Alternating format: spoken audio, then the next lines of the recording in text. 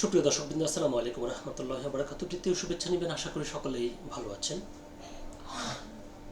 ইরানের সর্বোচ্চ ধর্মীয় নেতা আয়াতুল্লাহ আল খামিনি মৃত্যুবরণ করার মধ্য দিয়ে, কিংবা মার্কিন যুক্তরাষ্ট্র এবং ইসরায়েল যে তাকে হত্যা করেছে, এই হত্যার মধ্য দিয়ে ইরান দুর্বল হয়নি, বরং আরও দ্বিগুণ শক্তিশালী হয়েছে।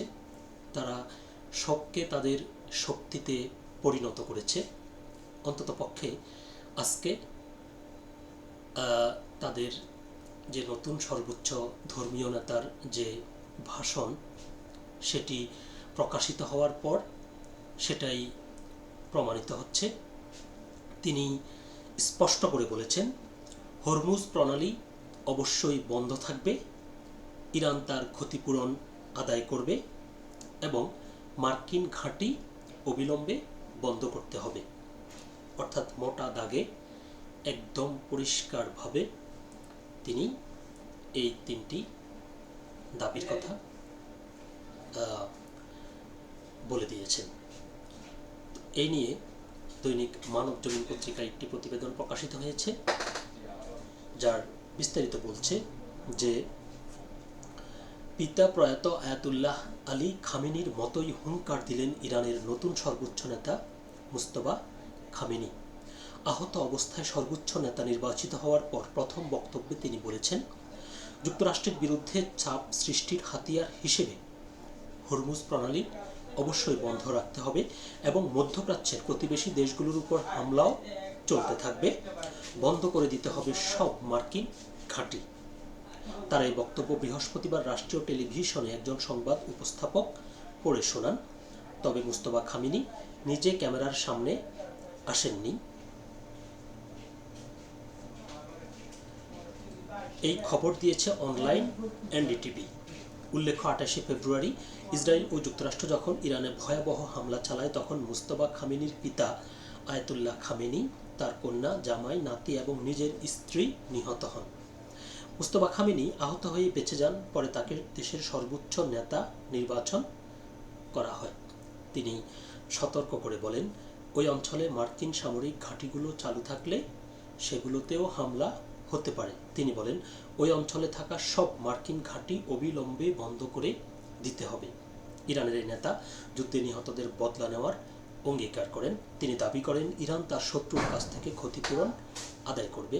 তিনি বলেন, যদি তা না দেয়া হয় তাহলে ইরান তাদের সম্পদ থেকে ক্ষতিপূরণ নিয়ে নেবে অথবা একই মাত্রায় সেগুলো ধ্বংস করবে।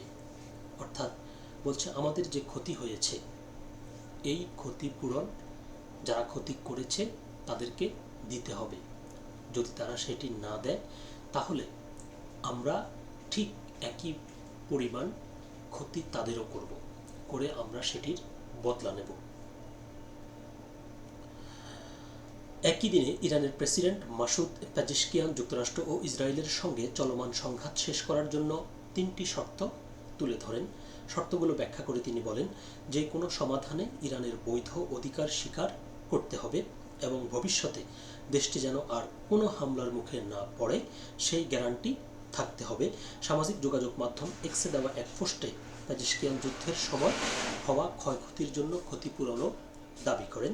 তিনি লিখেছেন, রাশিয়া ও পাকিস্তানের নেতাদের সঙ্গে কথা বলে আমরা আবারও এই অঞ্চলে শান্তির প্রতি ইরানের অঙ্গীকারের কথা জানিয়েছি। জায়নাবাদী শাসন ও যুক্তরাষ্ট্র শুরু করেছে এই যুদ্ধ শেষ করার একমাত্র উপায় হলো ইরানের বৈধ অধিকারের স্বীকৃতি, ক্ষতিপূরণ প্রদান এবং ভবিষ্যতে আগ্রাসনের বিরুদ্ধে দৃঢ় আন্তর্জাতিক গ্যারান্টি। ওদিকে বৃহস্পতিবার পারস্য উপসাগরে জাহাজ চলাচল ও জ্বালানি অবকাঠামোর উপর ইরানের অবিরাম হামলার কারণে তেলের দাম আবার ব্যারেল প্রতি $100 উপরে উঠে যায়। একই সময়ে যুক্তরাষ্ট্র ও ইসরায়েলের হামলা ইরানের উপর অব্যাহত থাকলেও যুদ্ধ শেষ হওয়ার কোনো লক্ষণ দেখা যাচ্ছিল না। ইরান চেষ্টা করছে বৈশ্বিক অর্থনীতিতে এমন মাত্রার চাপ সৃষ্টি করতে যাতে যুক্তরাষ্ট্র ও ইসরায়েল তাদের বোমাবর্ষণ বন্ধ করতে বাধ্য হয়। ইরানের প্রেসিডেন্ট বলেন, আরেকটি হামলার বিরুদ্ধে নিরাপত্তা গ্যারান্টি না পাওয়া পর্যন্ত ইরানের আক্রমণ চলতেই থাকবে। এতে ইঙ্গিত পাওয়া যায় যে এমনকি যুদ্ধবিরতি বা যুক্তরাষ্ট্রের বিজয় ঘোষণাও হয়তো এই সংঘাত থামাতে যথেষ্ট নাও হতে পারে। বলছে যে ডোনাল্ড ট্রাম্প তার তো কোনো ঠিক ঠিকানা নেই।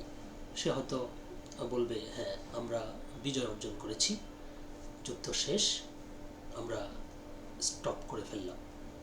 বলছে যে ইরান যে বিষয়গুলো এখানে উল্লেখ করেছে সেগুলো যদি তাদের কাঙ্ক্ষিত লক্ষ্য অর্জন যদি না হয়, তাহলে ডোনাল্ড ট্রাম্প এই যুদ্ধ থেকে যদি সরেও যায়, এরপরও কিন্তু ইরান উপসাগরীয় অঞ্চলের দেশগুলোতে তাদের আক্রমণ বন্ধ করবে এরকম সম্ভাবনাও খুব কম। অর্থাৎ বলতে গেলে এই যুদ্ধের যে